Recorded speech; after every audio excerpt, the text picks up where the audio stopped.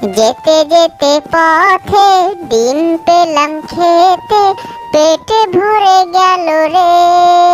হই হই।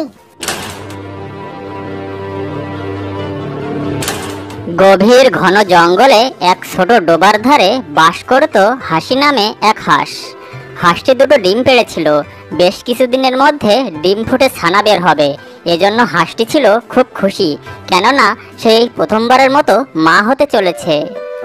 আহা, আমার ভাবতেই খুব ভালো লাগছে।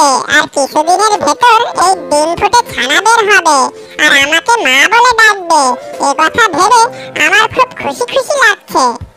হাঁসটা তার ডিম নিয়ে খুব সুখে দিন কাটাচ্ছিল।